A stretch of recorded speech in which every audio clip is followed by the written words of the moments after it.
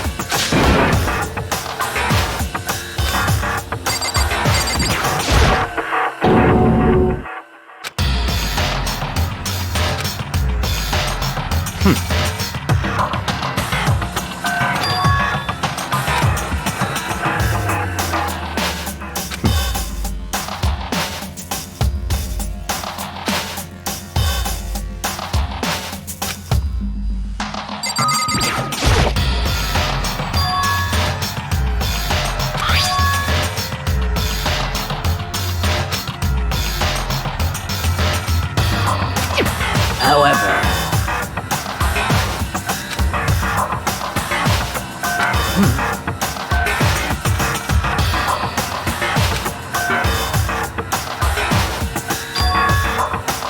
What?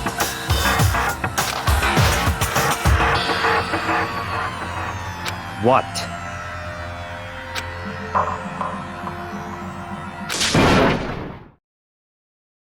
what? Hey! I see.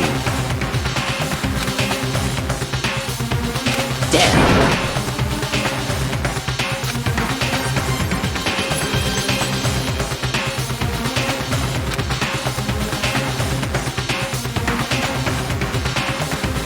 Oh!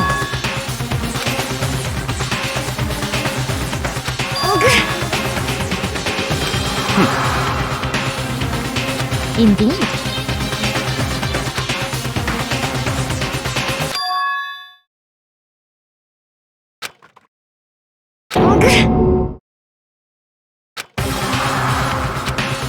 What did you say? Come on. What? Hey!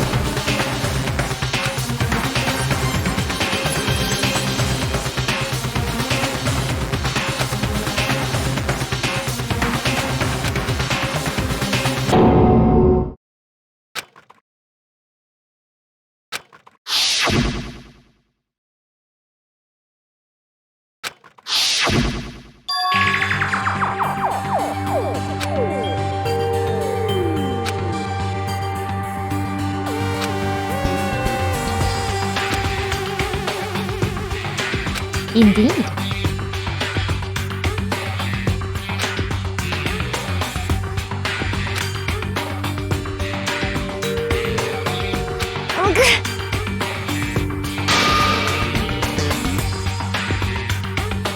What did you say?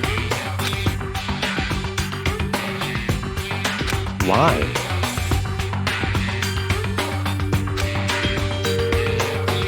Huh? Tina. No way!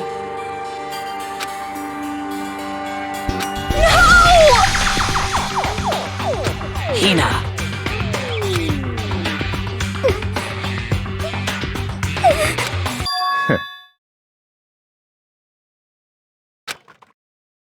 What? Well,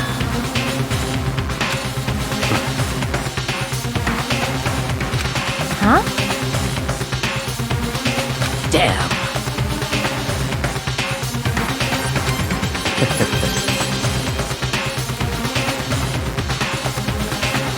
Bastard!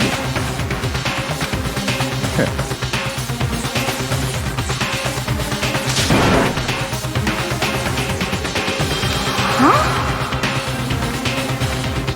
Damn.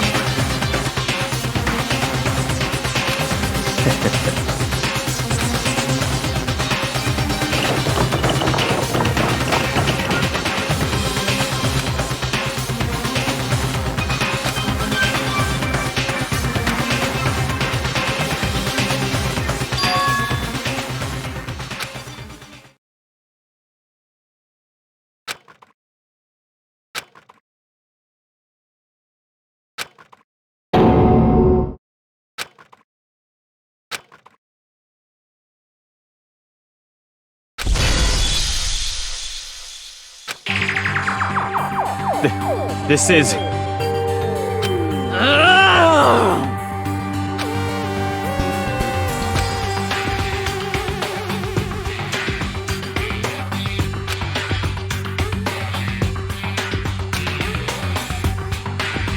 Huh? Stop talking.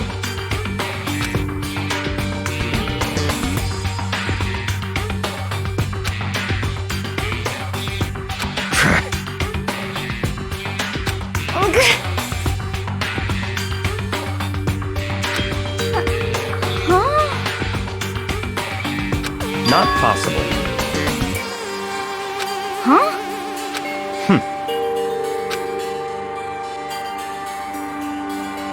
Well,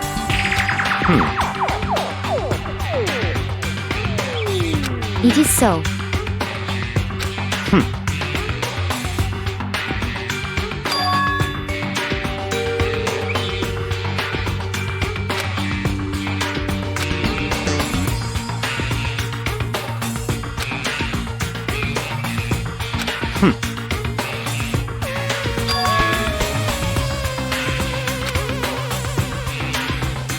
That's fine. Let's see.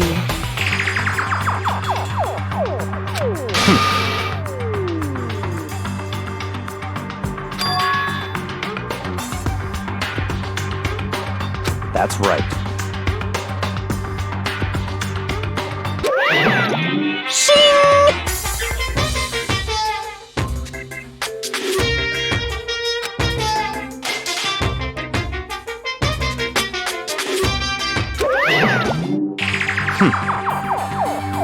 Let's see.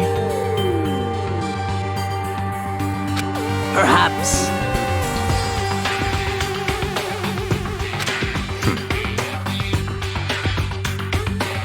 In other words...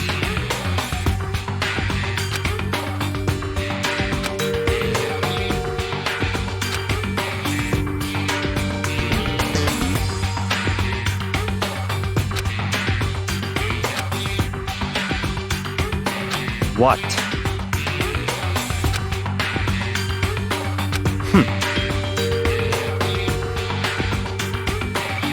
So then... But...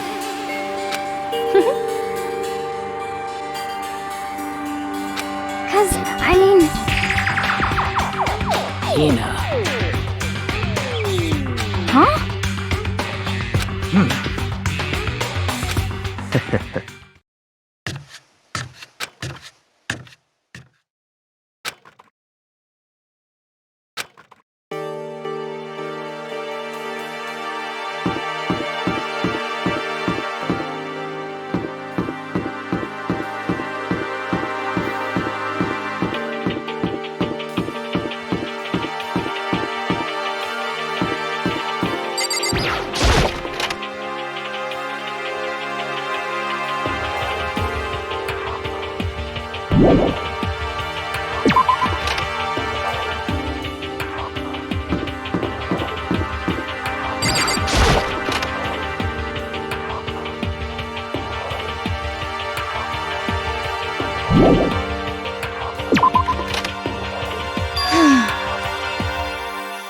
Come on. Indeed.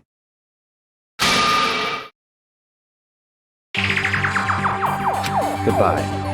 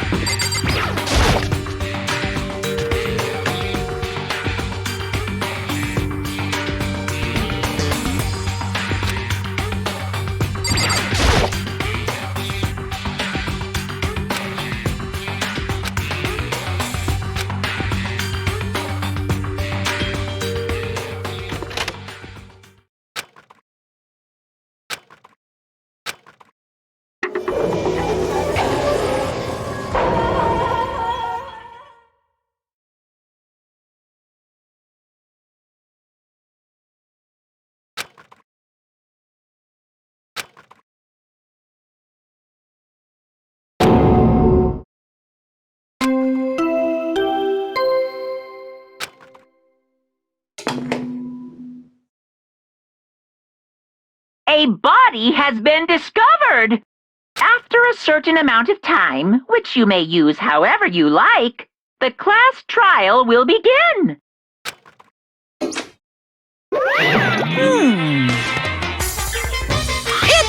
the Monokuma file!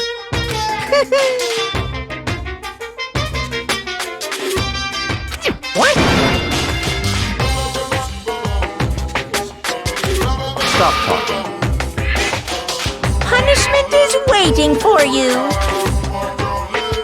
See ya later!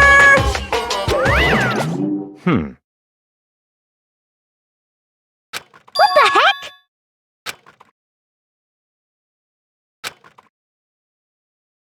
That's terrible!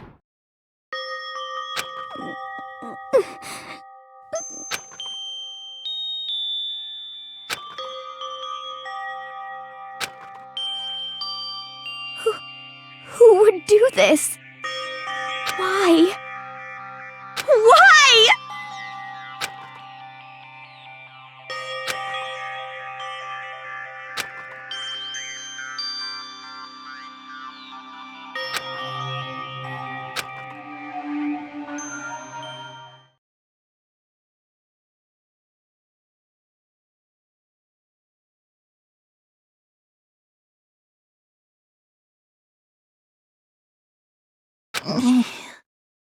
He's alive again? Where am I? Cold. So cold. Is winter coming? Hifumi! Wake up! Huh? That's right. I remember now. Hope's Peak. Come on, you gotta wake up! I remember. Before I met you all. I met you all.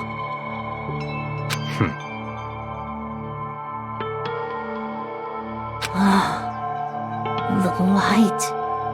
It's reaching out to me. Like the tail of a comet. Hey, Hifumi! Who was it? Who attacked you? Who tried to kill you? Who killed me? That's right. I remember. There, Yasuhiro.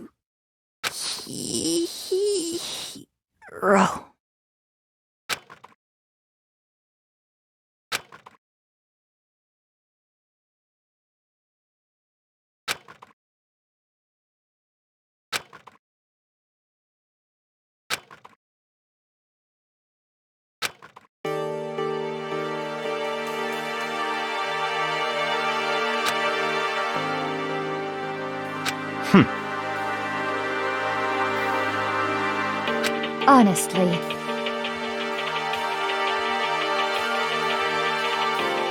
Stop talking.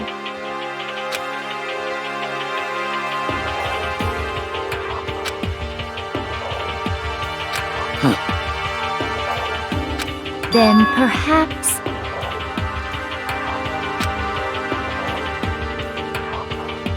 So, in other words,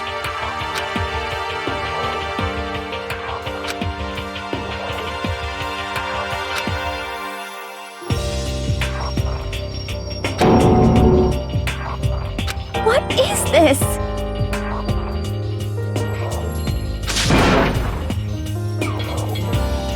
that's fine.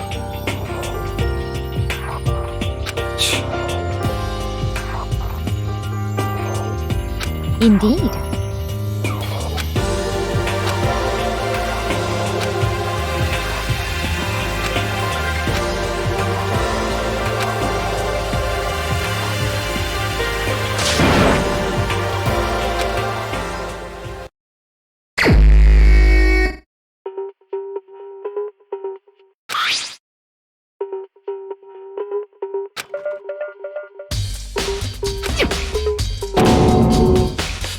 Very strange.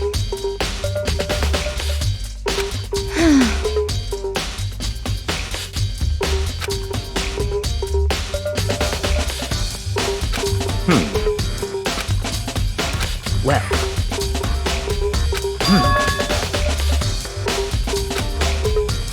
Perhaps.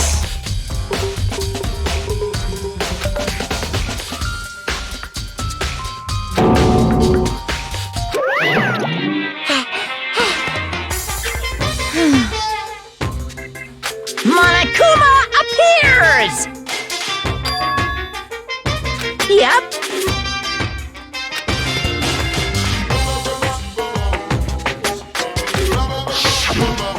Speaking of which, I'd like to ask the bear, if there is an accomplice, do they also become blackened? So you ask, and so I shall answer. Each murder is allowed to have an accomplice, but only the one who does the killing will get to graduate. So in other words, two people can work together, but one of them has no chance of profiting from it. Then there's no way anyone would work together, right? In other words, So then. hey,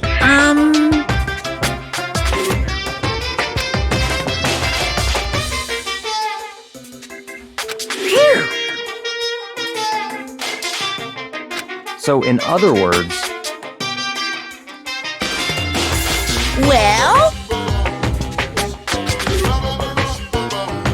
extreme!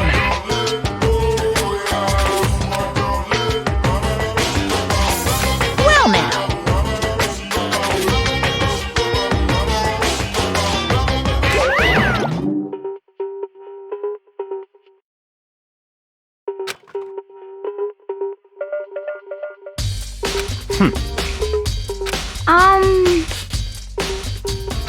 However. Indeed.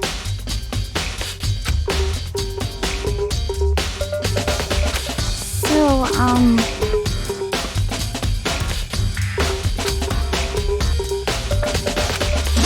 What?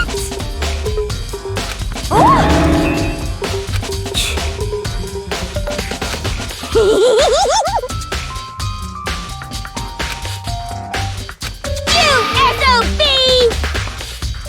Huh? You've gotta be kidding! What the heck?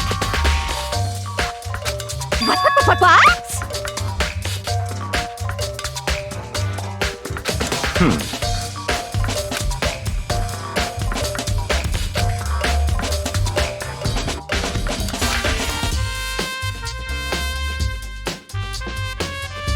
Yep.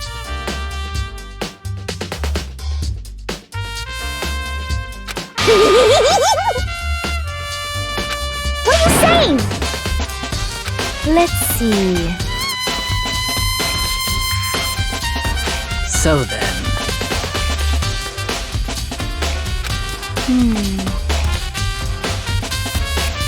it's all clear now.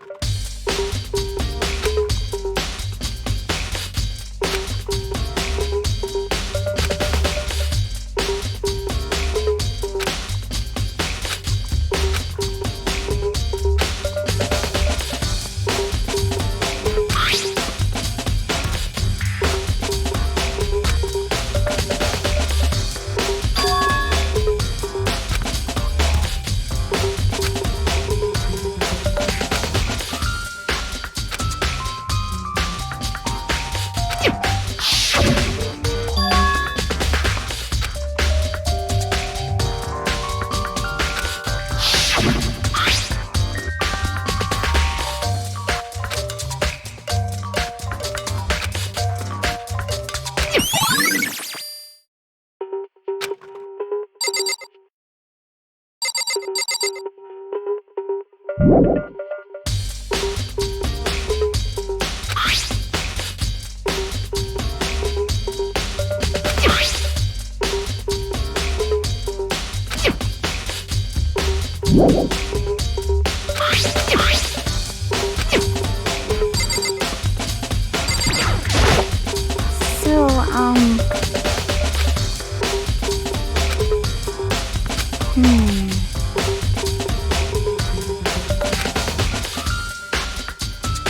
But...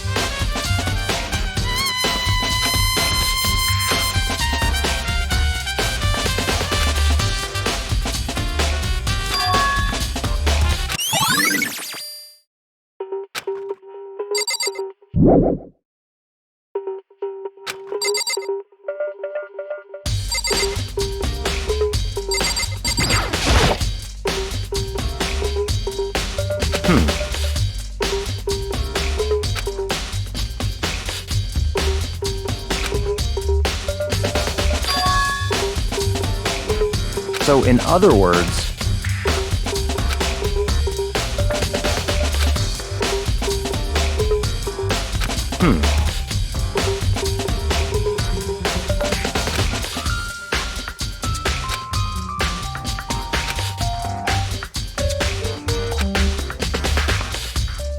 what?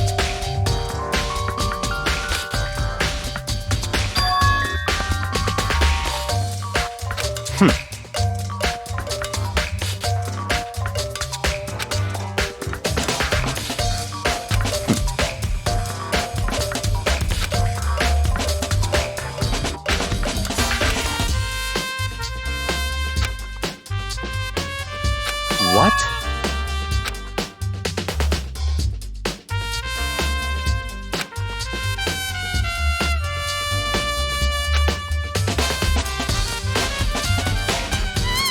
I see.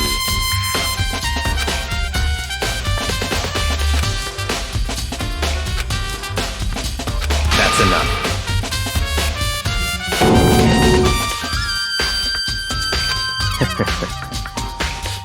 Goodbye.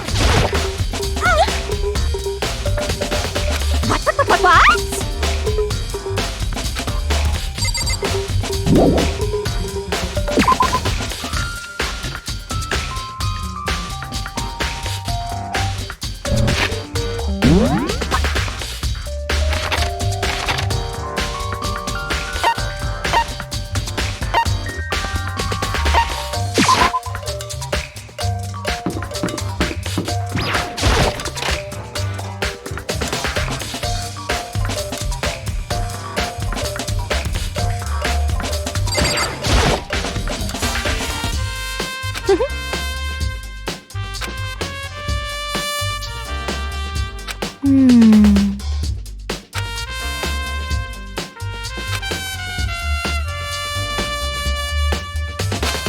see. Yes, indeed.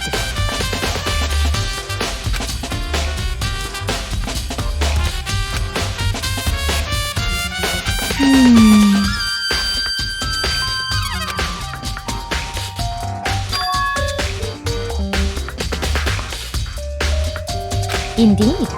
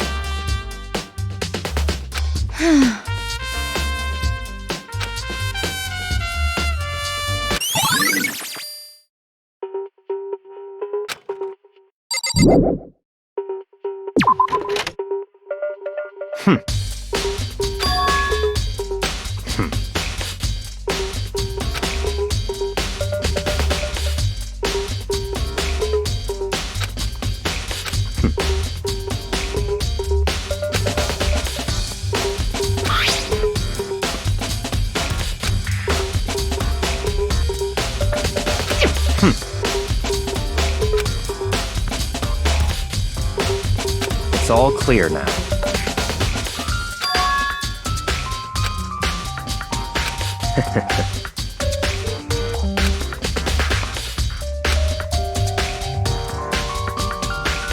Goodbye.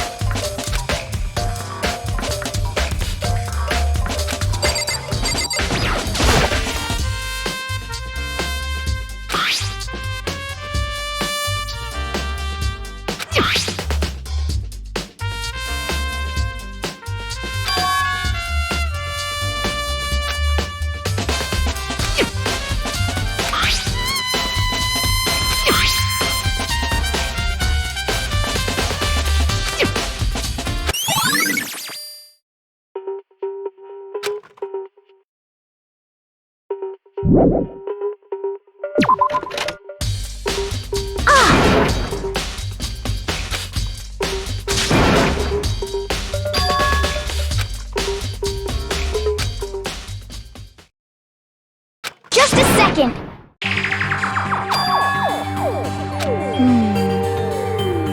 Okay.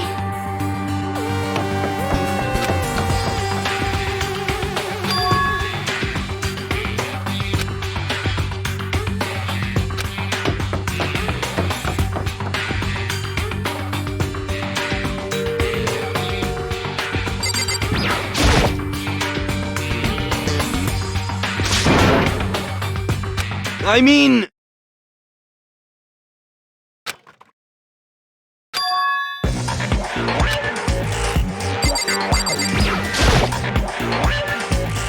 Huh?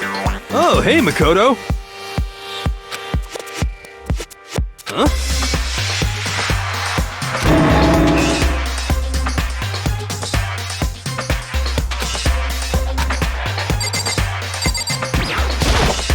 Right.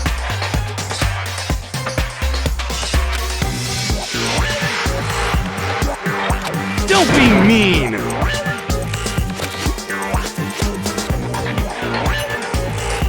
What?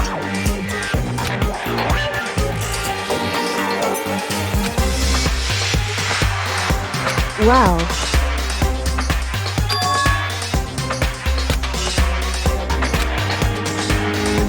It's nothing.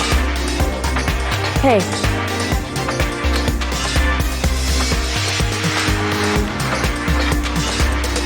And? I mean...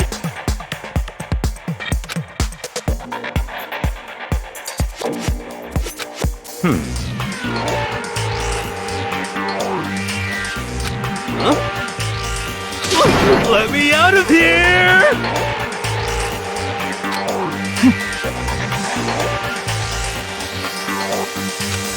Got it all wrong! It would seem...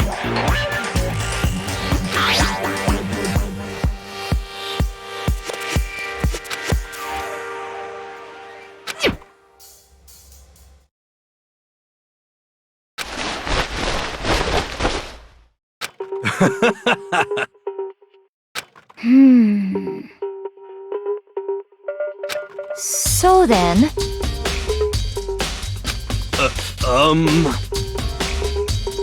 Honestly. Is that okay?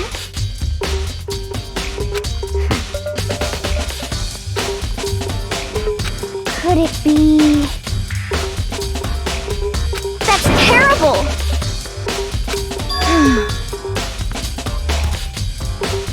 Just the worst. What?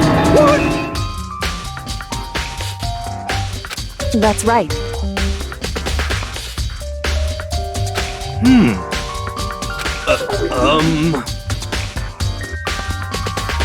What the heck?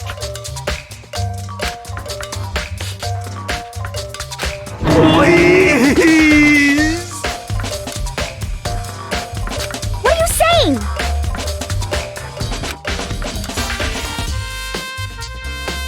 What the heck? Okay.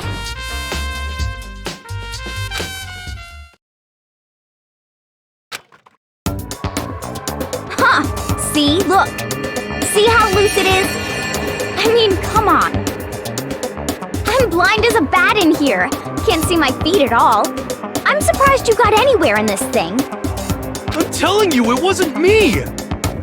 And not to mention, you totally can't bend at the waist. Seems like a pretty obvious oversight. That's not a very nice thing to say. I mean, it's not like I made it. I just got caught up in the moment. Well, either way, now we know for sure, right? I mean, it seems pretty clear that nobody but Hiro could have fit into this dumb costume.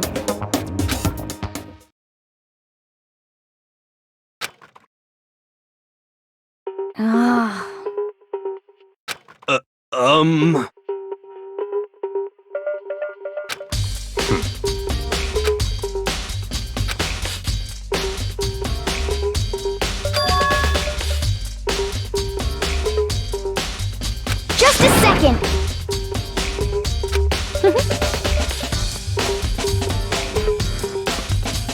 But...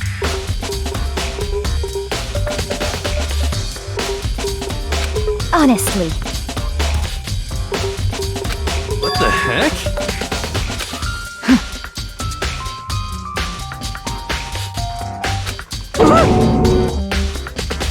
Just the worst. That's terrible! What?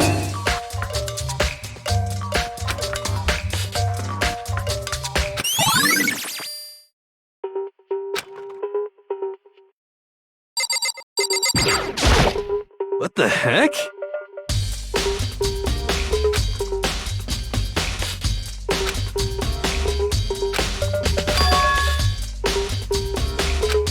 What? Just the worst. Please! Huh? How about that? So then, I'm at least 30% right! correct. Please! What the heck?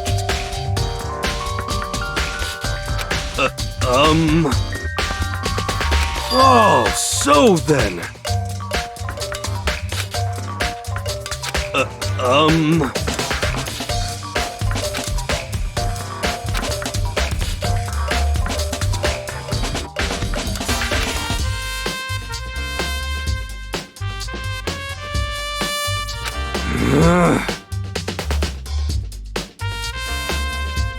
Hey. Just the worst. So,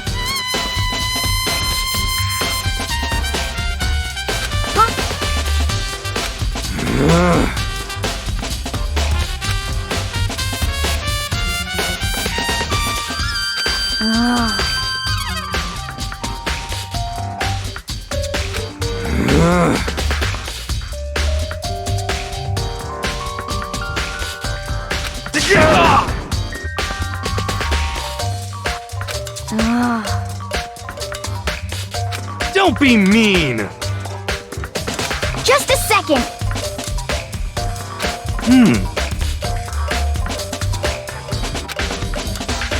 No way! Please!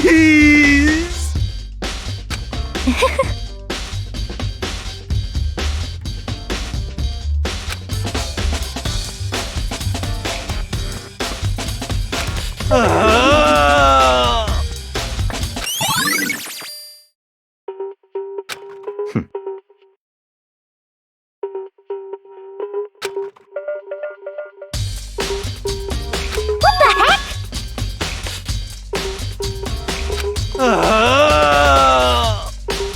Just the worst.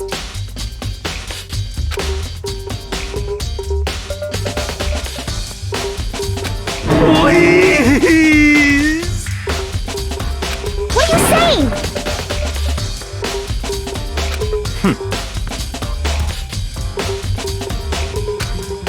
What?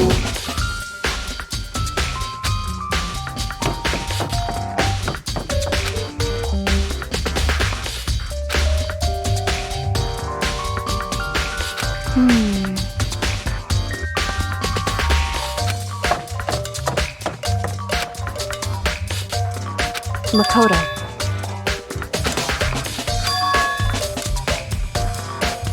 It would seem...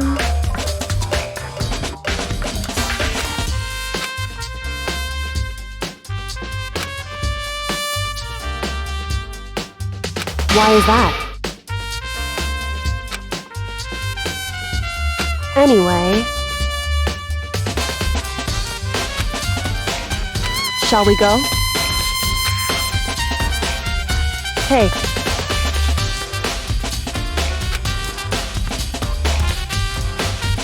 Correct.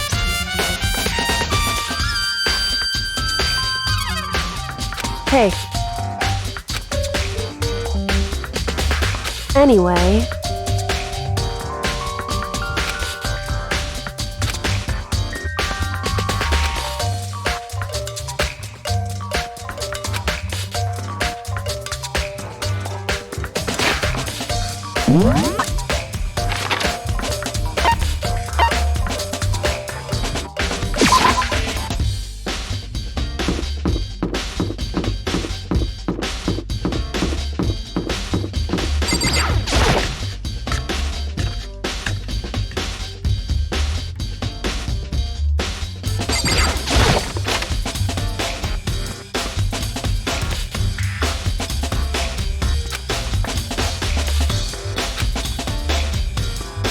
So then,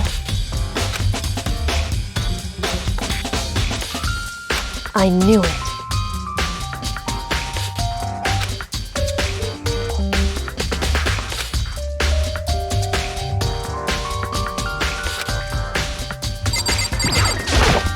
I see. Hey.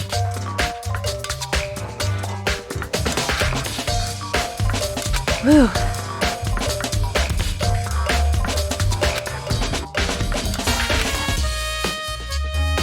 So then,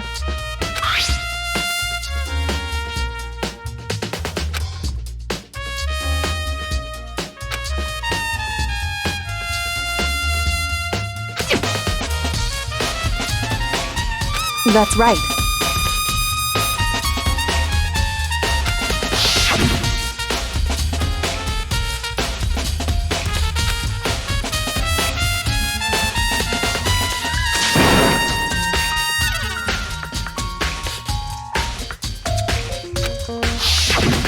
In other words,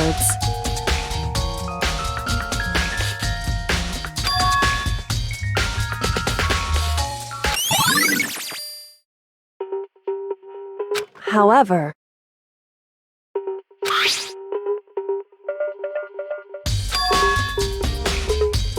Makoto, because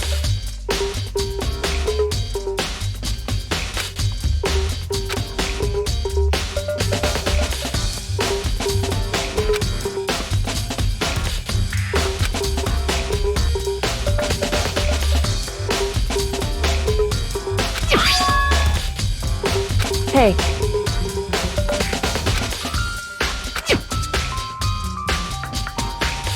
Is that right? So then,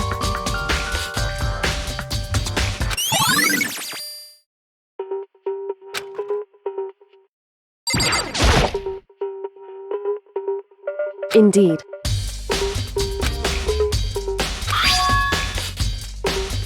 That's right. Indeed.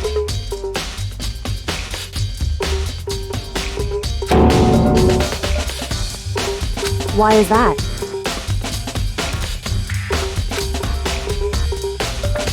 Hey.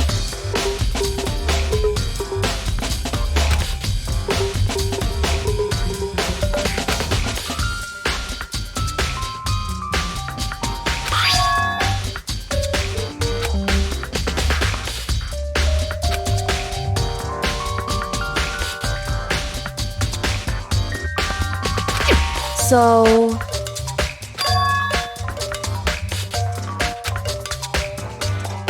however,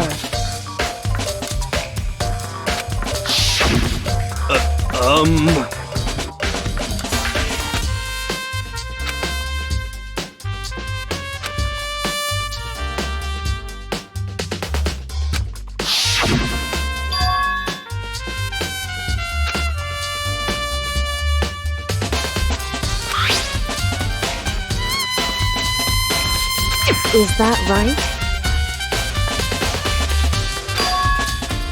So,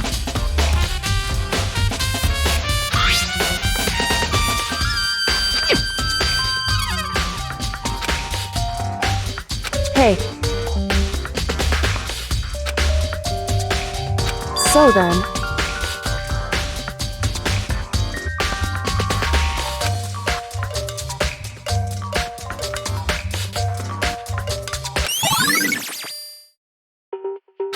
hey.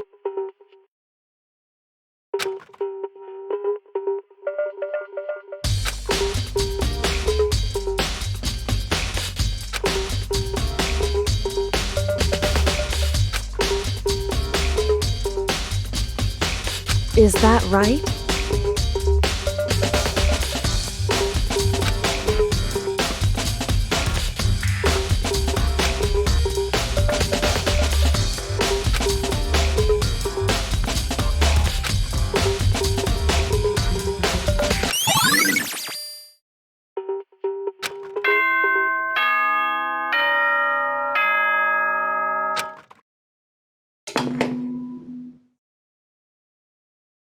Are you excited? Are you pumped? It's time for the class trial to begin! Like the bright burst of fireworks, like the flash of a soul clashing with life and death.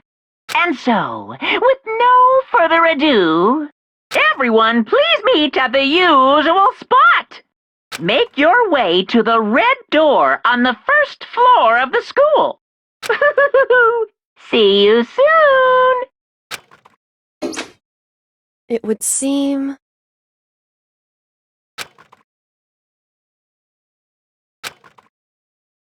Shall we go?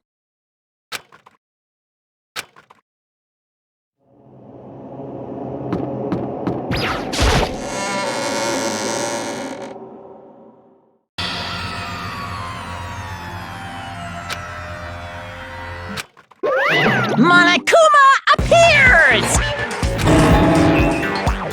Wrong!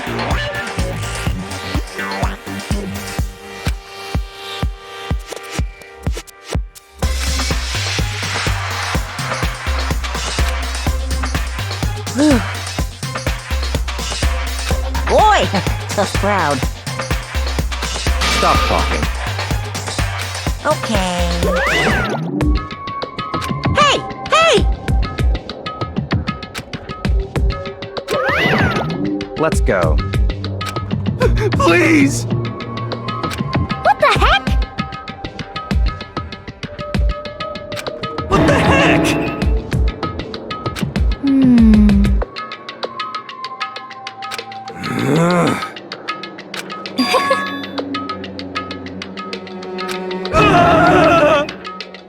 Hey, That's right.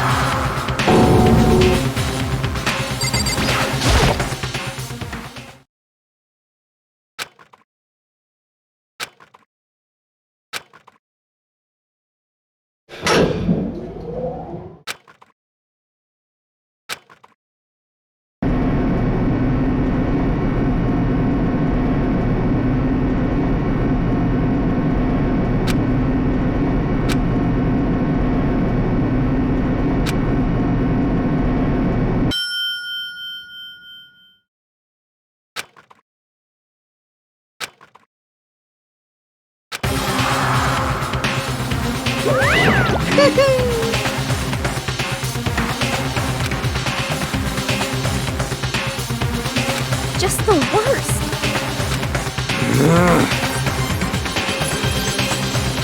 What? Come on.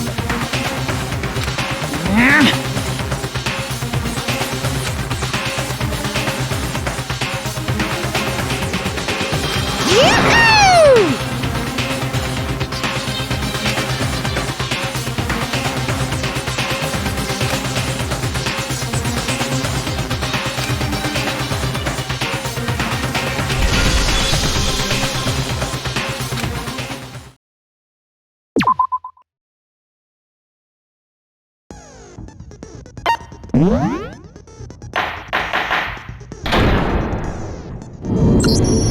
Let's begin with a basic explanation of the class trial.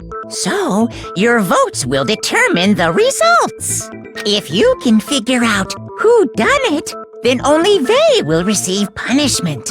But if you pick the wrong one, then I'll punish everyone besides the blackened, and the one that deceived everyone else will graduate. Now then, to begin with... We already know who did it. Was that? It was Hiro. He does not have an alibi for when the murders took place, and we found him in that suit. Don't try and deny it. You killed them. I didn't! Someone knocked me out! I was asleep the whole time! I don't know anything about it! Shut your murdering mouth, murderer! Who are you calling a murderer? I am sorry to say, Hero, but we do have evidence. Blueprints for the suit. Parts we assume were used to build it. And all of it was found in your room. You have to admit, the evidence points to you as having created the suit and wearing it while committing crime after crime. How many times do I have to tell you? I don't know. I don't know.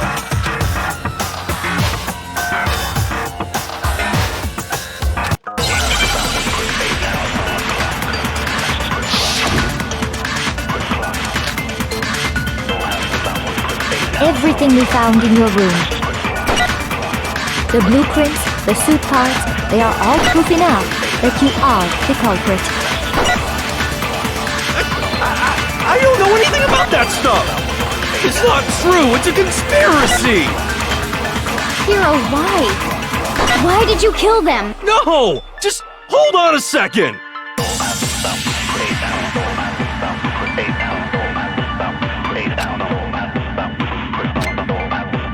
Everything we found in your room.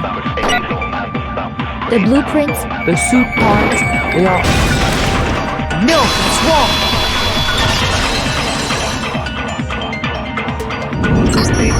Are we sure Hero really made those blueprints? What do you mean? Well, take a look at this. It's the note that Hero wrote, asking everyone to meet up after Alter Ego disappeared. The handwriting's obviously different, wouldn't you say? When you compare it to the blueprints. There's no way you could think the same person made both of them. Unless that person made it a point to disguise their handwriting. No, the differences are bigger than that, I think. Come on! I'm not smart enough to think of trying to change my handwriting anyway. So Makoto, are you saying you don't think Hero's the culprit? And he is not the only one. I think Hero is innocent as well. What?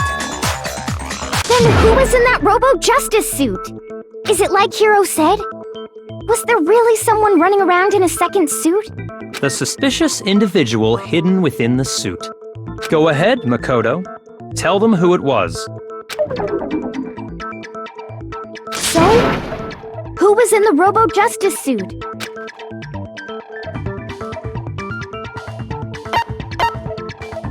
I got it! Other than Hero, I can't think of anyone else it could have been. Obviously, he was the one in that particular suit. And Then there can be no doubt. Hero is the prime suspect. That doesn't make any sense! You just said Hero didn't do it! It makes perfect sense. Hero was the suspicious individual in the suit, but he's not the culprit. So what you're saying is... That's right. The culprit in this case has nothing to do with being in the Robo-Justice suit. What? Now that's a bold assumption! And what reason do you have to make such a statement? You do have a reason, yes? Of course. But before we get to that, there's something else we need to clarify first. So let's get that out of the way. Hey, stop trying to boss us around! All things have a proper order. So what is it? What needs to be clarified? We must clarify the method of transportation for Taka's lifeless body. It would seem that his corpse was moved using certain particular items. Makoto, can you tell us what they were?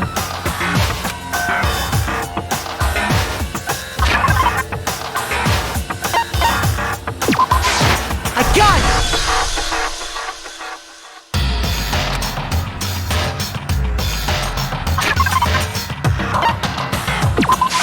I got it! They were a dolly and a tarp, right? So, let's see if I can explain. Taka's body disappeared from the equipment room. And when we found it for the second time, it was wrapped in a blue tarp, right? It was the same tarp that, up until then, was stored in the equipment room. So the killer must have seen it there, and decided to use it when they moved Taka's body.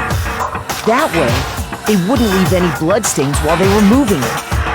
Okay, that explains the tarp. And the dolly? Same thing. I'm sure the dolly was in the equipment room when we first found Taka's body there. But when the body disappeared, so did the dolly. Later, when Taka's body reappeared in the repository, so did the dolly. In other words, you think they used the dolly to move the body, am I right? But are you sure you are not mistaken? Huh? Are you absolutely positive the dolly was in the equipment room when we found Taka's body? That dolly was made specifically for moving large objects between the repository and the art room. It would be very strange indeed to discover it had made its way to the equipment room. Is it not possible that it was in the repository all along, and you simply didn't realize it? She's raised an objection. How do you respond? There is no shame in being wrong. Nobody expects much from you anyway. We have all accepted the fact that you rarely understand what is going on around you.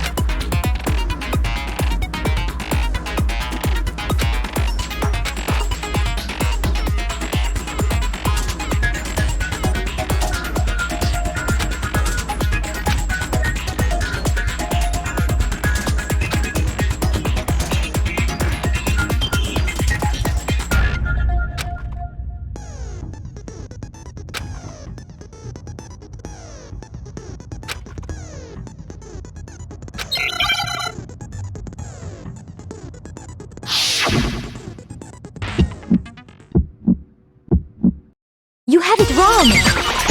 I cannot agree! You are a fool! So pathetic! Lies will get you nowhere! Do your worst! Away with you! You miserable wretch! I cannot agree! You are a fool! Lies will get you nowhere! Do your worst! You miserable wretch! You have it wrong! I cannot agree! You are a fool! So pathetic! Lies will get you nowhere! Do your worst! Away with you! You miserable wretch! I cannot agree! This should prove it!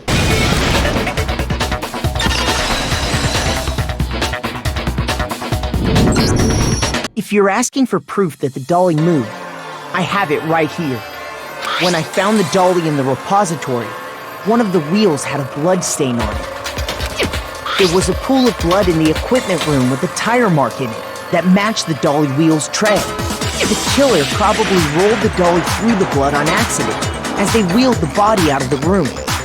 And as the blood dried on the tire, they moved the body into the repository. So there's my proof that the dolly was used to move Taka's body.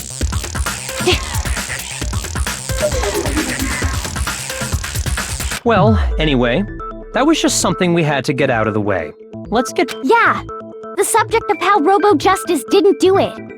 Because if it's not a killer robot, then... what kind of robot is it? I'm not sure that really matters. I'd be happy to explain why the occupant of the suit couldn't possibly be the killer. If you look back on how the body was transported, it will become immediately obvious.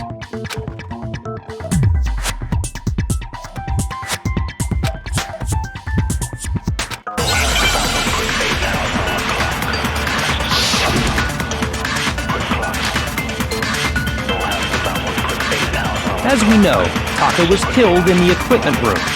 And from there, the body was moved to the repository, correct? Yeah, the culprit wrapped the body in the tarp, then loaded it onto the dolly and wheeled it off, right?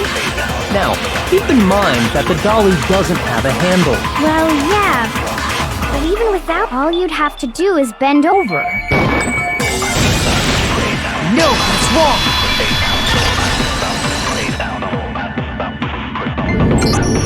You're absolutely right that you could push a dolly without a handle if you stoop down low. But if you were wearing that suit, do you think you could actually get into a position like that? What do you mean?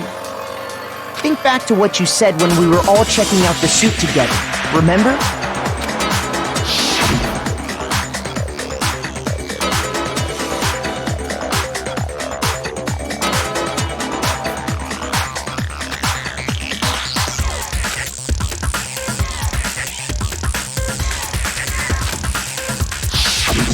When you're in that suit, not only can you not see your feet, but you can't even bend at the waist.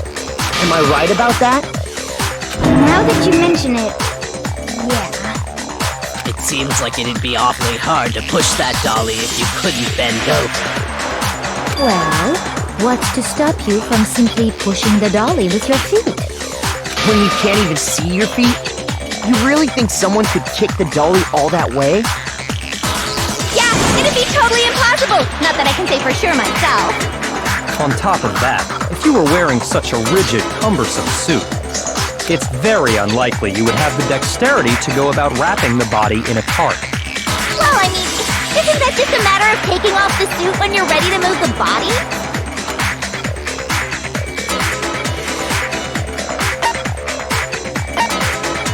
I got it! I don't think taking off the suit was an option. If you remember...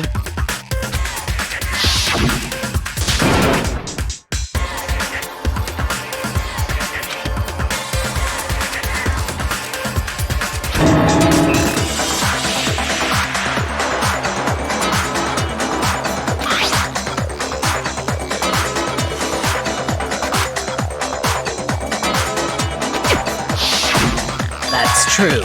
It seems impossible to put the suit on or take it off without help.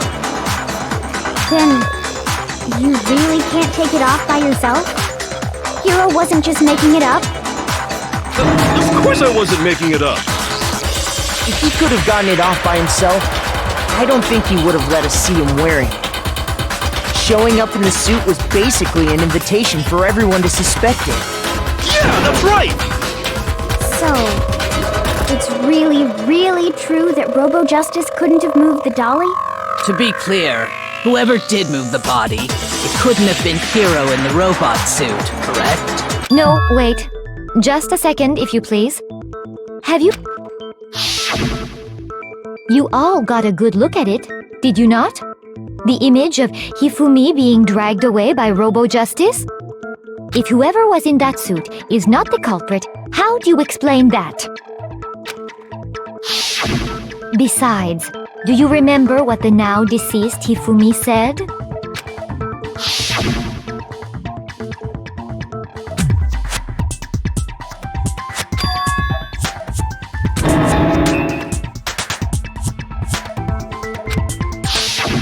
So long as those facts exist, the proper conclusion is beyond question. The individual inside the suit and the culprit are one and the same.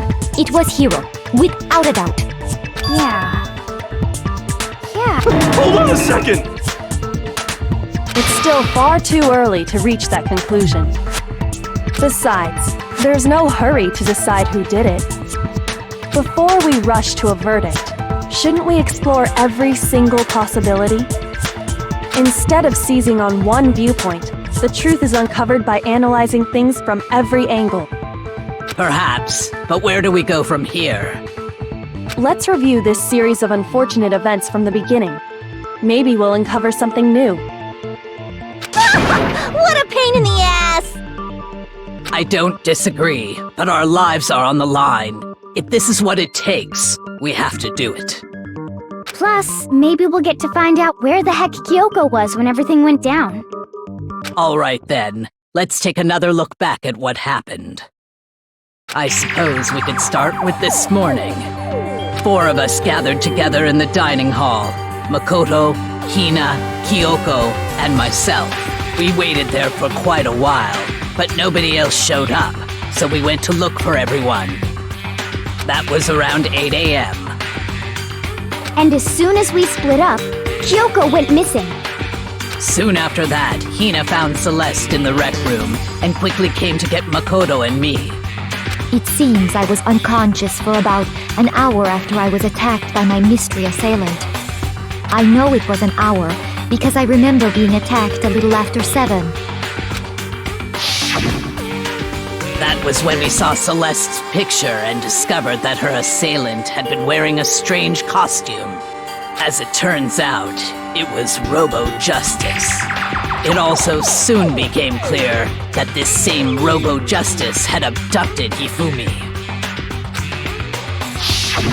We were soon joined in our search by Byakuya and Toko, and then went on to find Hifumi in the library.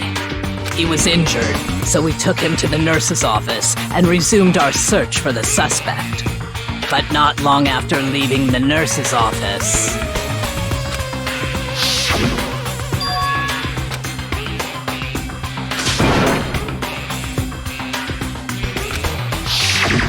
When Celeste told us that, we decided to split up and search the second floor. And soon after that, I saw someone moving around on the 3rd floor, and I yelled out to everyone as soon as I did.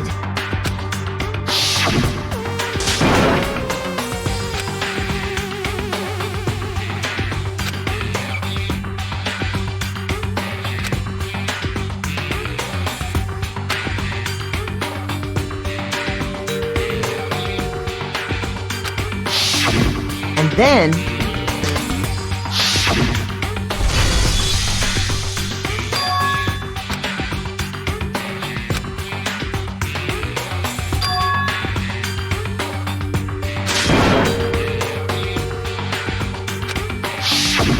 At that point, we decided to divide up into 2 groups. Celeste, Hina, and I went back to the nurse's office, while Sakura, Byakuya, and Toko chased after the suspect. When we got back to the nurse's office, we found Hifumi, dead. And that's when we heard the body discovery announcement. I left Celeste and Hina there and headed back to the 3rd floor to let the others know what had happened. Meanwhile, we had just discovered Taka's body in the equipment room. We must have found both bodies at almost exactly the same time, because we heard the same announcement not long after we discovered his body. And that's when I told you guys about Hifumi. Then the 3 of us headed for the nurse's office. But right after we left the physics lab, we ran into Celeste, who'd arrived after us, and she told us something very surprising.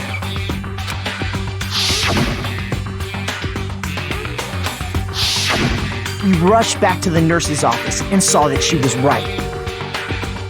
Then we remembered we'd left Toko passed out in the equipment room, so we hurried back again.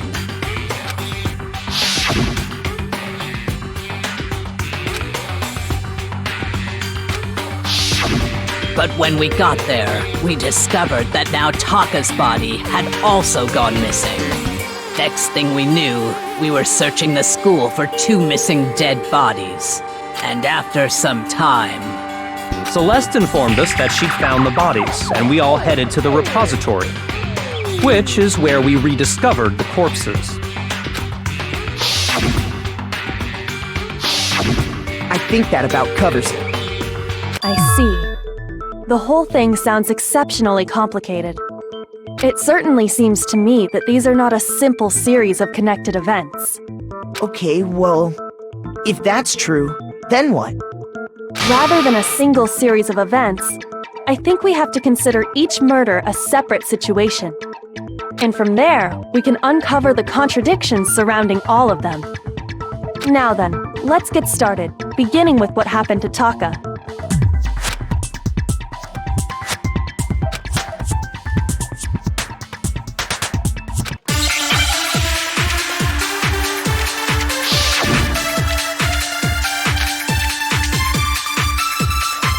So, regarding Taka's death, I wonder if he died before Hifumi, or perhaps it was after? We already know what order they were killed in. Taka came last. What makes you say that?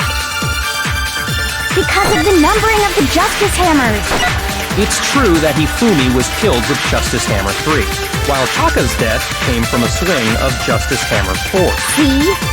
So it's obvious Taka came after.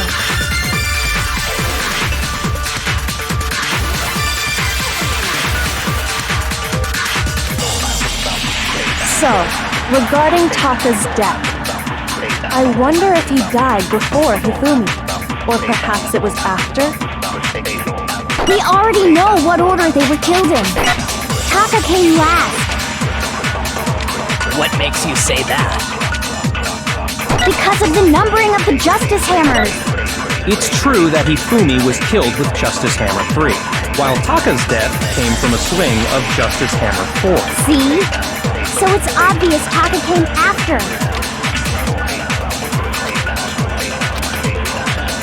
So, regarding Taka's death, I wonder if he died before Hifumi, or perhaps it was after? We already know what order they were killed in. Taka came last. What makes you say that? Because of the numbering of the Justice Hammers.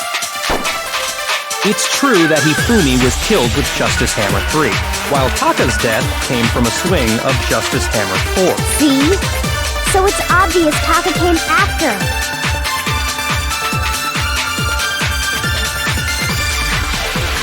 So, regarding Taka's death, I wonder if he died before Hifumi, or perhaps it was after?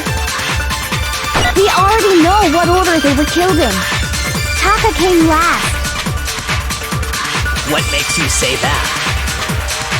Because of the numbering of the Justice Hammers. It's true that Hifumi was killed with Justice Hammer 3, while Taka's death came from a swing of Justice Hammer 4. See?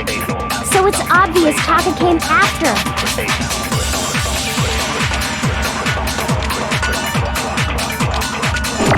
So, regarding Taka's death, I wonder if he died before Hifumi, or perhaps it was after? We already know what order they were killed in. No, that's wrong!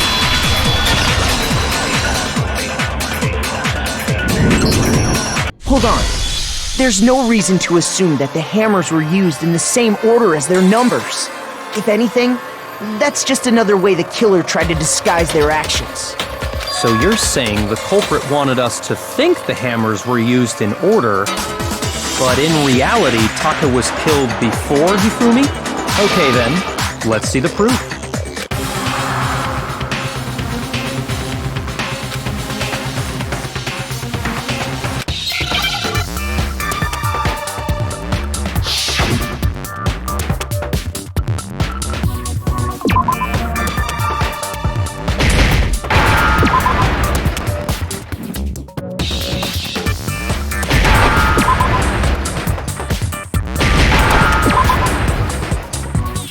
Now I understand! I've got it! Taka's wristwatch! See? Look! It broke with the hands pointing just past 6 o'clock. It must have gotten broken when he was attacked by the killer, because as of last night,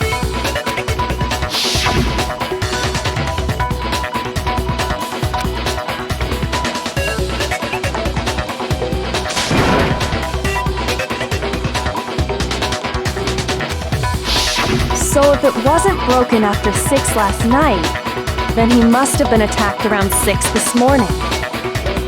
And that would be his official time of death. But if that's true, then he was killed well before Hifumi. And before Celeste was attacked this morning, which happened around 7. That's right. Taka was killed before any of the other incidents took place. That simple fact slipped past all of us. We made the wrong assumption about the order of events, all because of those justice hammers. That's exactly why the culprit wrote the numbers on each hammer and had them increase in size. That way, when we saw how they were used in each incident, we'd easily make that wrong assumption. Now, if Taka was killed around 6, then everyone's alibis for his murder go out the window. Because when he was killed, we hadn't met up in the dining hall yet. That may be true in the case of Taka's murder. But all of our alibis still hold true for Hifumi's death. That's right. With him, at least, we're all safe.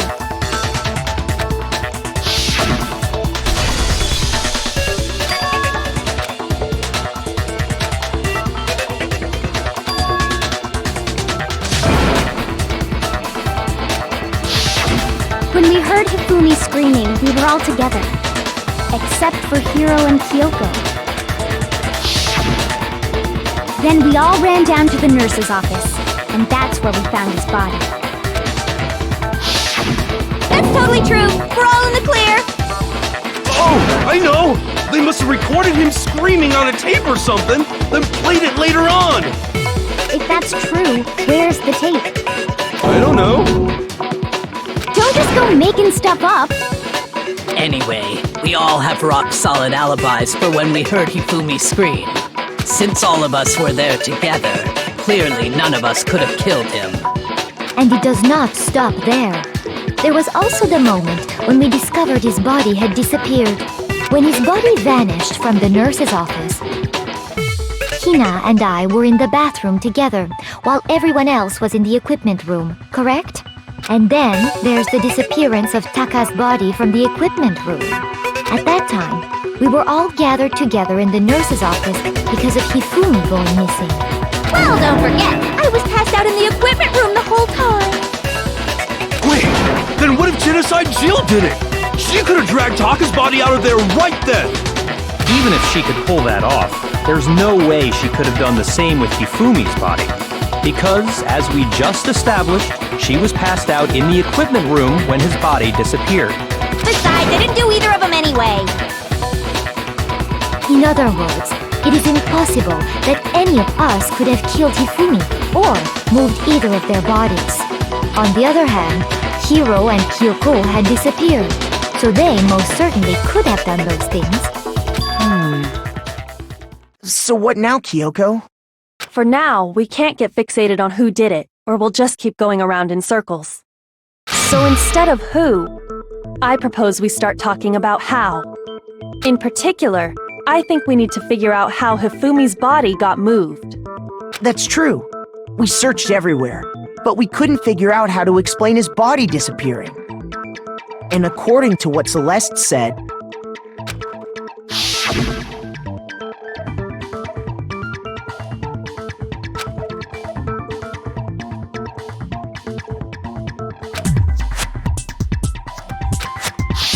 his body apparently disappeared in the 1 minute her and Hina took their eyes off of it. But to carry that much weight from the first floor up to the third in that short amount of time? Oh man, yeah! There's no way! It'd be impossible!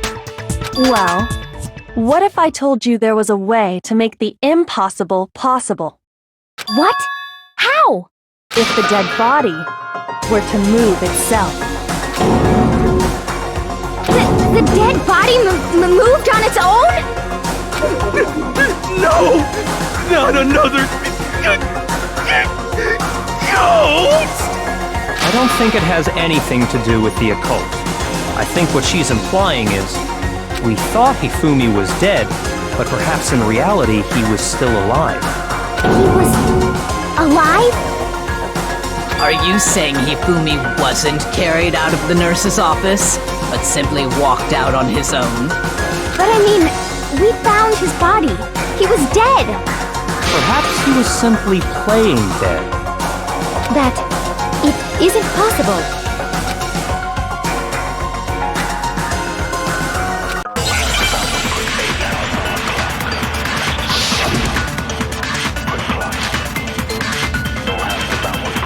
Are you saying that when we first found Hifumi in the nurse's office, there's a chance he was actually still alive?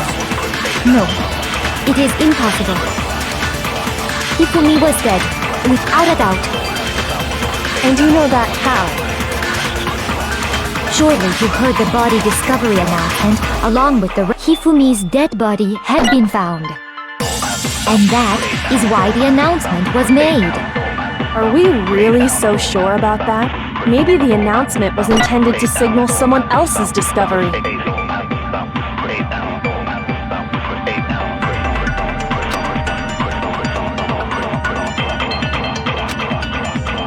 Are you saying that when we first found Hifumi in the nurse's office, there's a chance he was actually still alive? No, it is impossible. Hifumi was dead, without a doubt. And you know that how?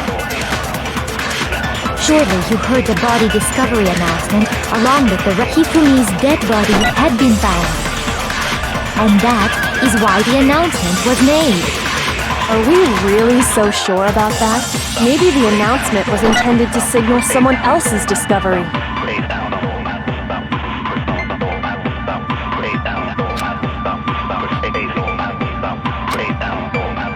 Are you saying that when we first found Hifumi in the nurse's office, there's a chance he was actually still alive? No, it is impossible. Hifumi was dead, without a doubt. And you know that how? Surely you heard the body discovery announcement along with the Hifumi's dead body had been found. And that is why the announcement was made. Are we really so sure about that? Maybe the announcement was intended to signal someone else's discovery.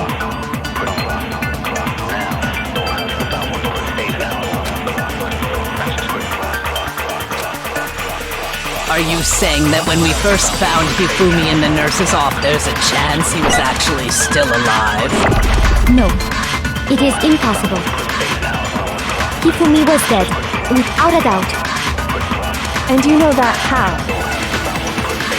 Surely you heard the body discovery announcement along with the Hifumi's dead body had been found.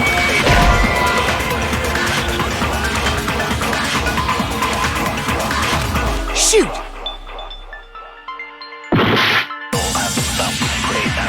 Are you saying that when we first found Hifumi in the nurse's office, there's a chance he was actually still alive? No, it is impossible. Hifumi was dead, without a doubt. And you know that how? Surely you heard the body discovery announcement along with the Hifumi's dead body had been found. And that is why the announcement was made. Are we really so sure about that? Maybe the announcement was intended to signal someone else's discovery.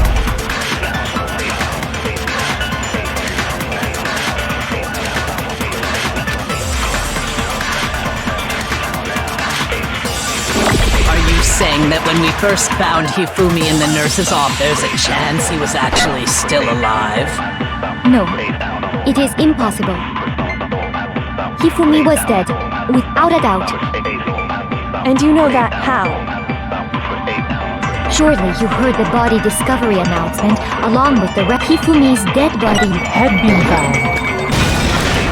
No, it's wrong!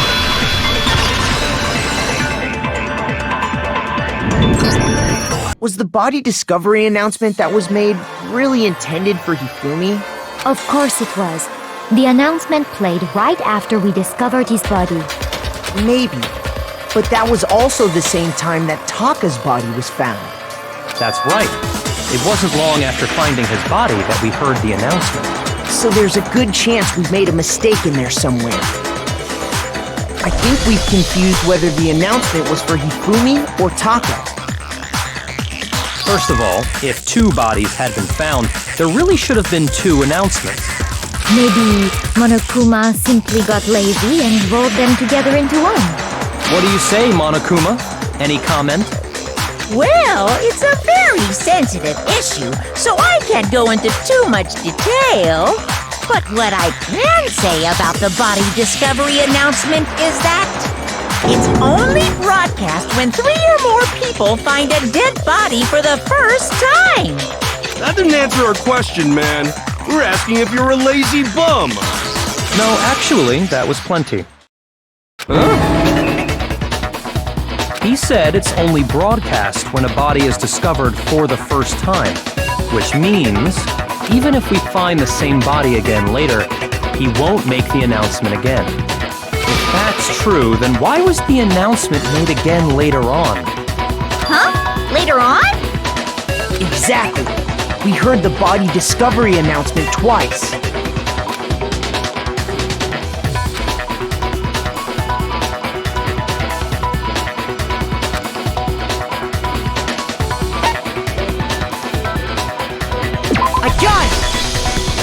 We heard it a second time in the repository, when we rediscovered the two bodies.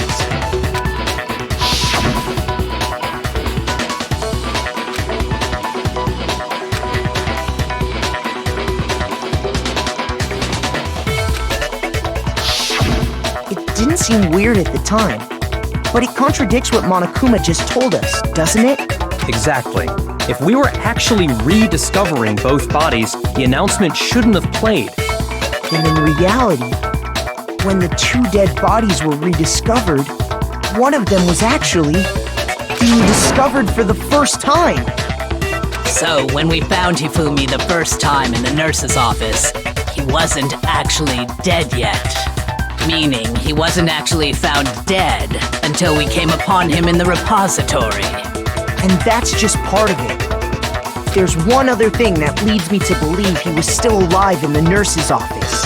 Oh, I know! Because he was super good at playing dead! Bada bing, bada boom! That is the worst logic I have ever heard. But honestly, I do not think there's anything that can prove he was still alive. Okay then, let's take another look at the events surrounding the discovery of his body. Then it should become clear whether he was really alive or not. This whole thing is pointless.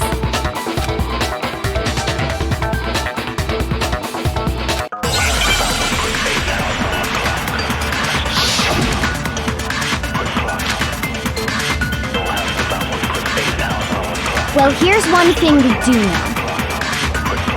The first time we found Hifumi's body was in the nurse. And then, while me and Celeste were in the bathroom, his body disappeared. And the next time we saw his body, it was in the repository.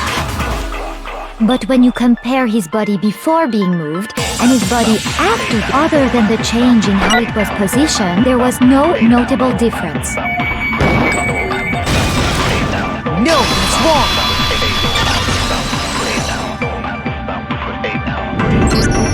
In fact, there was one clear difference between Hifumi in the nurse's office and the repository.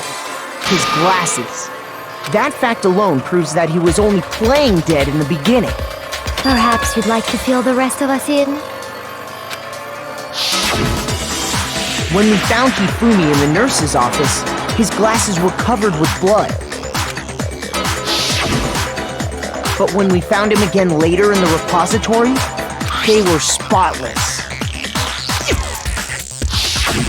And I found the item he used to wipe them clean in the nurse's office trash can.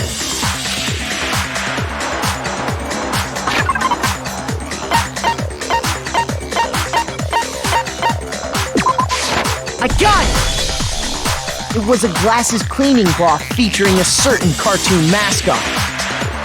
One look at the bloodstain on the cloth should make things clear. This piece of cloth was used to wipe Hifumi's glasses clean. And the mascot on the cloth is the same one that's on the digital camera, right? And whose digital camera was it?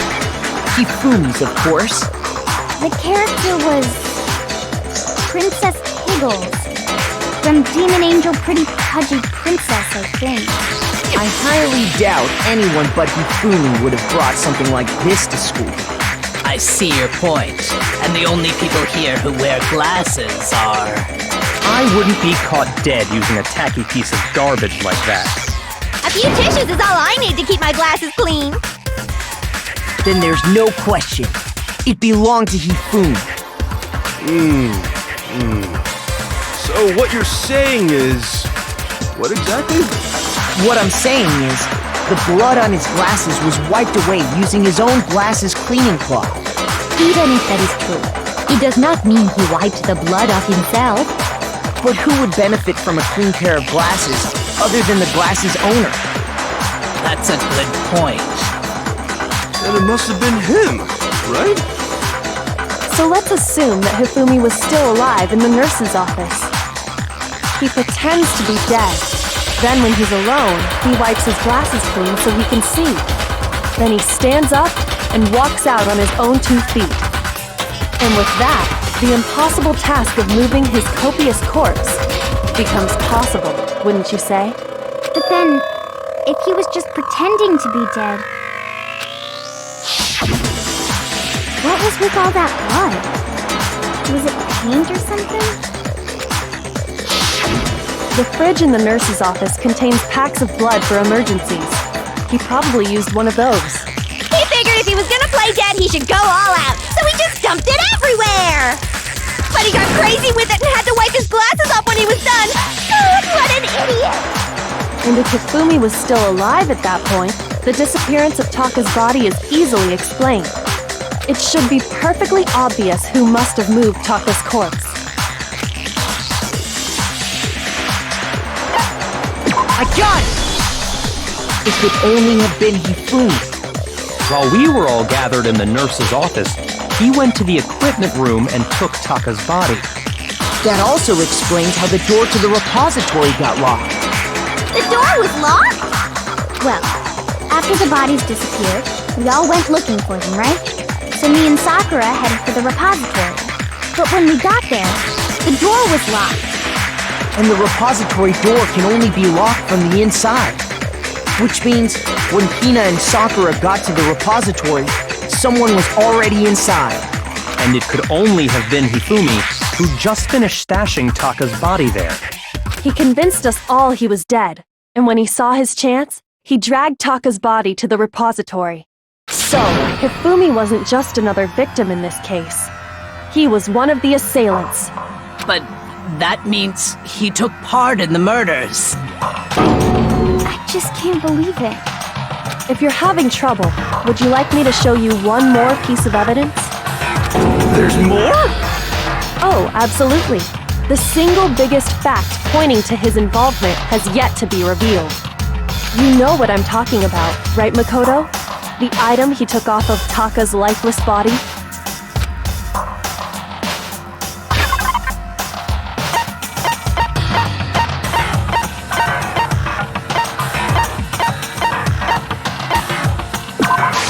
I got it! You're talking about the note Hifumi had hidden away, aren't you?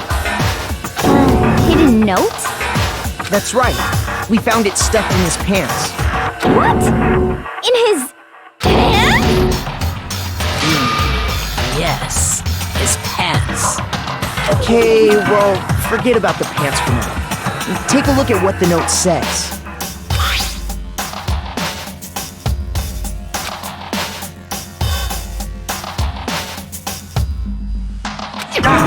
That's the note I was telling you about. The one that told me where to go. Huh? Wait, this one's a little different. In my note it said, Monokuma can't find out, so don't tell anyone else for now. Let's meet in the rec room at 1 a.m. See, then this note isn't the same one Hiro got. It's not the same? In other words, the killer got in touch with another person besides Hiro. And that person could only have been... I got it! That's right! Taka! The killer used this note to draw out Taka and murder him. Hello? Over here! Objection! Objection! I don't really understand what's going on, but Hifumi had that letter, right? So whoever wrote it wasn't drawing out TikTok, they were drawing out Huffy!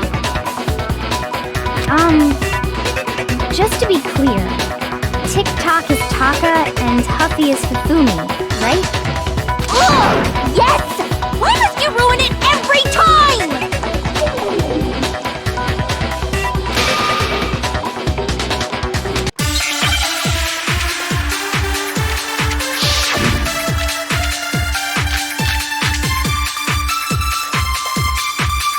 Huffy had the note, right? Then the person it was intended for But remember what the note said. What time did it say to meet? 6 a.m., I believe. The time doesn't matter! The note has nothing to do with TikTok!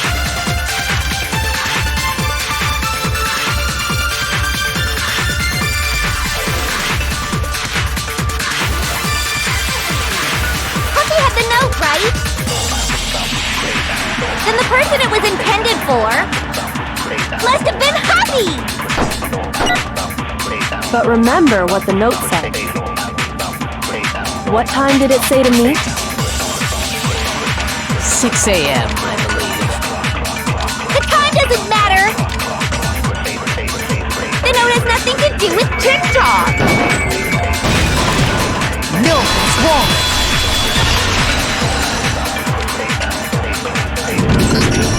No, there absolutely is a connection. What the hell are you talking about? The note said to meet at 6 a.m., which is the same time Taka was murdered. We've already proven that using his wristwatch. But there's more. Look where the note says to meet. The equipment room, right? Which is where Taka was killed. I see. So, Taka was murdered at both the time and place written in the note. I think that should be plenty to show that this note was definitely meant for Taka. Well, when you put it like that... No further objections! Then someone used that note to trick Taka. Just the same as me. The culprit really is a cold-blooded monster. Telling people they found a way out. But if they gave the note to Taka, what was Hifumi doing with it? Stuffed down his pants, no less! Most likely, Hifumi stole it off Taka's corpse after he died. Huh? He stole it? Where's your proof? Go ahead, show us.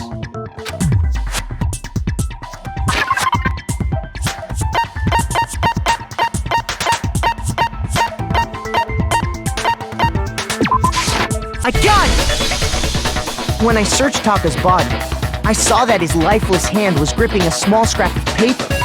If I'm right about this, the sheet of paper this piece came from is... I knew it! It fits perfectly with the note we found hidden on Hifumi. Then Taka's scrap and Hifumi's note... Yup, they're from the same piece of paper. Hifumi had the note meant for Taka, while Taka's corpse still grasped a small piece of that note. There's only one way to explain it. Taka died clutching the note. Hifumi tried to free the note from his death grip, leaving behind only one small scrap. Did I get all that right? That means Hifumi knew the note was important. Exactly, which proves that he was an accomplice in the murder. Whoa. Yeah. After seeing all this, Hifumi was super involved in this whole thing for sure. In fact, he was behind the whole thing! In fact, he's still alive! Sorry, no. When we found him in the repository, Hifumi was truly and completely dead. The second body discovery announcement proves that. So then, who killed Hifumi?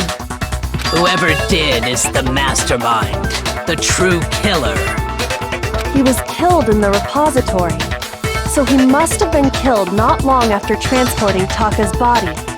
So, he must have been killed after Taka's body vanished, but before we found both bodies in the repository. During that time, we'd all split up and were searching for Taka's missing body. In other words, during that time, none of us have alibis. Wait, but me and Sakura were together. Stop trying to steal the spotlight, you stupid walrus! Who are you calling a walrus? Anyway, when they were killed bothers me too. But there's something that's been bothering me even more.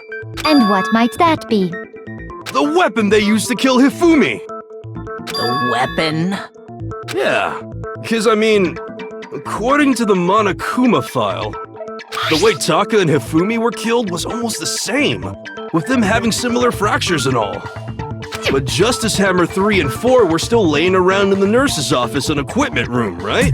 So if Hifumi was killed in the repository, the culprit would have had to grab one of the hammers, kill Hifumi, then put the hammer back where they found it. But wouldn't that be seriously risky for him? I'm surprised.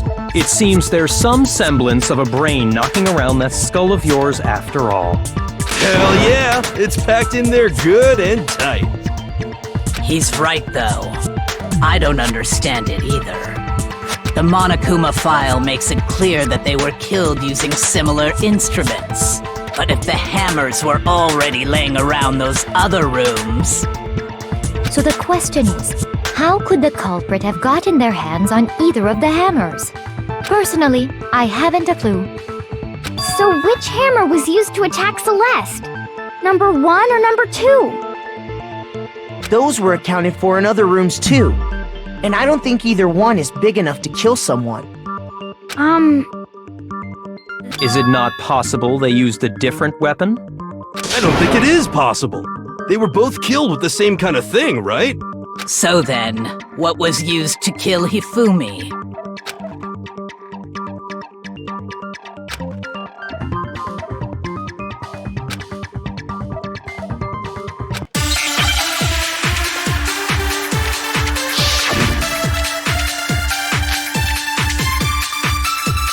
What was used to kill Hifumi? Was it Justice Hammer 3? Maybe Justice Hammer 4? Well, whatever it was, there's one thing we have to figure out. How was the culprit able to move around so freely with the... How did nobody witness them carrying it? Sounds like a Justice Hammer 5 is about to make its appearance!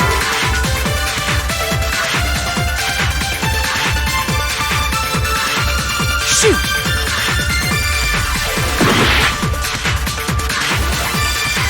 What was used to kill Hifumi? Was it Justice Hammer 3? Maybe Justice Hammer 4? Well, whatever it was, there's one thing we have to figure out. How was the culprit able to move around so freely with the... How did nobody witness them carrying it? Sounds like a Justice Hammer 5 is about to make its appearance! Check out murdergear.com/hammertime for more. Well, one thing seems pretty clear. The murder weapon had to be one of the Justice Hammers! No, that's wrong!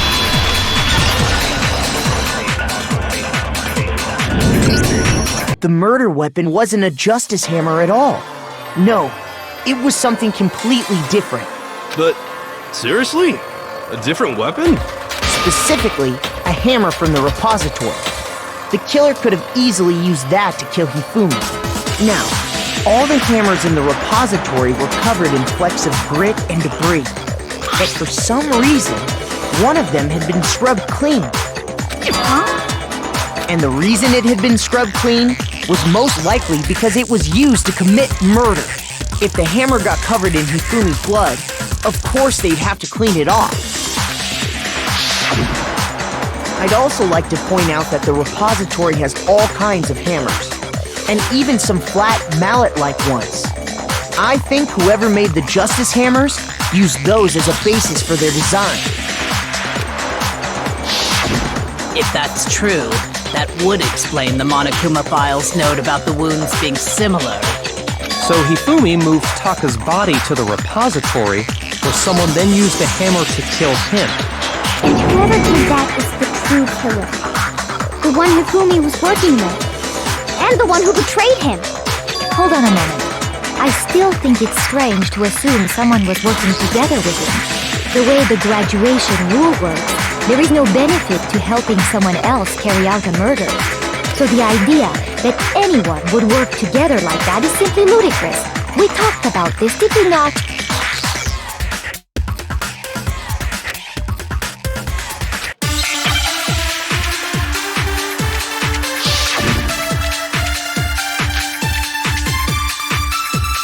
Based on the rules that have been laid out for us, even if more than one person is complicit in the murder, only the one who actually carried out the act can grab, assuming the rule holds true. It is simply impossible That is how the rule was explained to us. But that only really applies if there's one murder, right? In this case, however, there were two murders.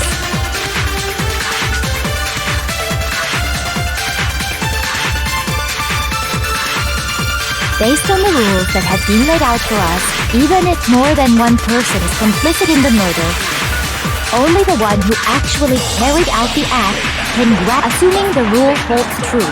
It is simply impossible That is how the rule was explained to us. But that only really applies if there's one murder, right? In this case, however, there were two murders.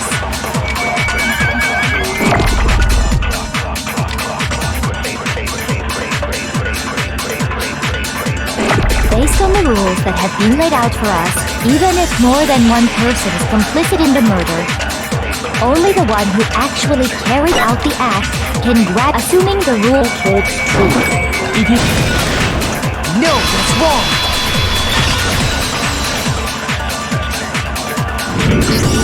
Since there were two murders, it's at least plausible that more than one person was involved. What do you mean? If there'd only been one murder, then yes, the idea of an accomplice isn't really worth considering. Naturally, if only one person can be saved per murder, an accomplice has no risk versus reward benefit. Risk versus reward benefit? The payoff for working together. The reward that balances out the risk of taking part in the scheme. There's no point in being someone's accomplice if there's no benefit to you. However, if there were some potential mutual reward for the risk, then cooperation becomes possible. You're saying that two people could act as each other's accomplices to commit two separate murders. I think that's what the true killer told Hifumi. They would each have an accomplice for their crime, and based on the case's events, Hifumi would have been the first one to act. They made him carry out the first murder so he couldn't back out of helping them later on. So in this case, there wasn't one single person committing multiple murders. Instead, each person killed someone, creating two separate incidents. And it only looked like one person because that's how the true killer designed it to look. A single suspicious individual, a similar weapon used in each crime, disappearing bodies. By creating one seamless set of circumstances, they made it look like one person was behind it all. The mastermind picked their target and managed to convince him to go along with their plan. And then, to avoid the no accomplices rule, they simply killed their accomplice. Which, if true, means that betraying Hifumi was part of the plan from the very beginning. That's just awful! How could anyone be so cruel? You think so? I can't help but admire its cunning. Still, their choice of accomplice seems odd.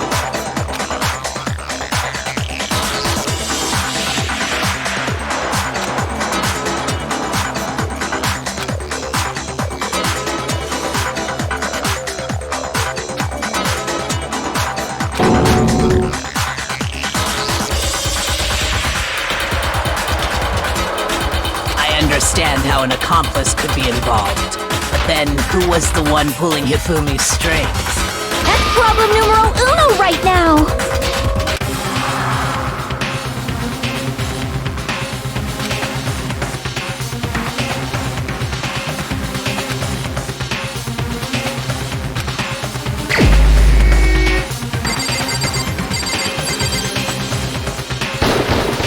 Here's my answer!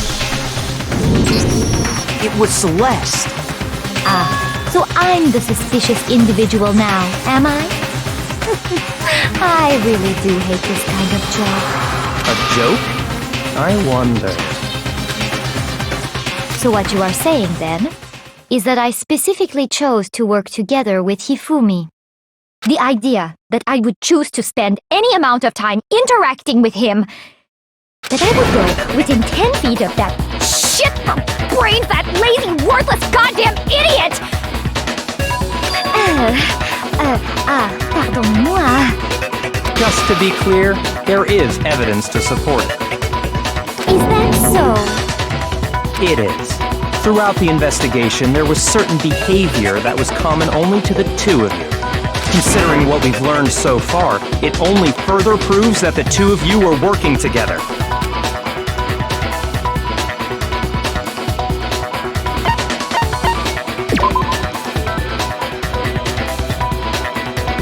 Shoot!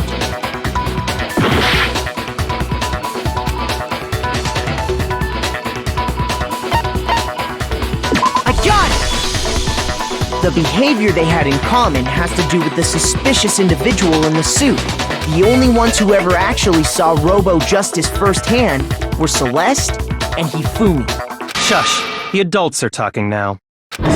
Sorry. As he said, only Celeste and Hifumi ever laid eyes on the costumed individual. If we accept that Hifumi was one of the culprits, we can't help but suspect what Celeste has said as well. Are you saying everything they told us was a lie? After taking Hifumi to the nurse's office, we all began our search for this individual, correct? And not too long after that, do you remember what Celeste said?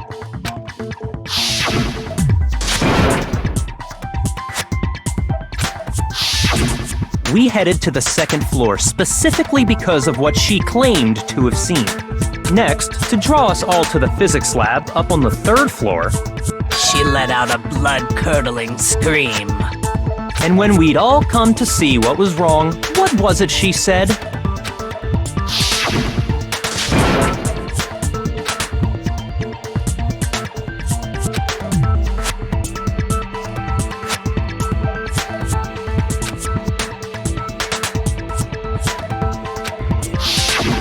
Once she'd done her job of getting us all up to the physics lab, it was time for her partner to get to work.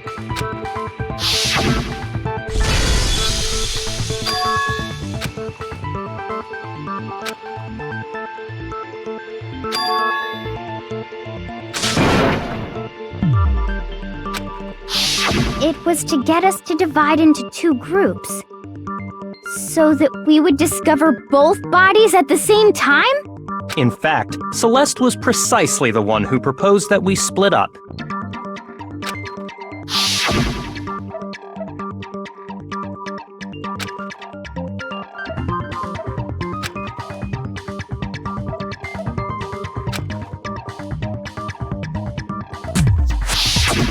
Well, if Celeste and Hifumi were working together, all those chance events suddenly become connected. And on top of that, that piercing cry of yours early on.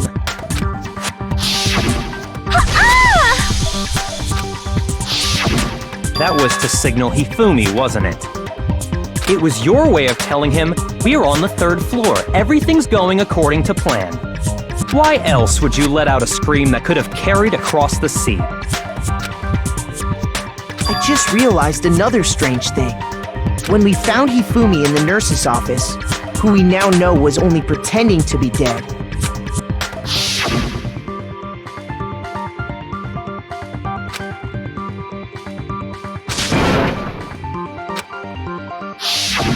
Celeste, you were the first one to say he'd been murdered. You wanted to make sure we wouldn't have any doubt in our minds. I don't believe it! Everything! The whole thing was one big act! Hina, you were with Celeste when Hifumi's body disappeared, right? Yeah. I was feeling kinda sick, so Celeste took me to the bathroom.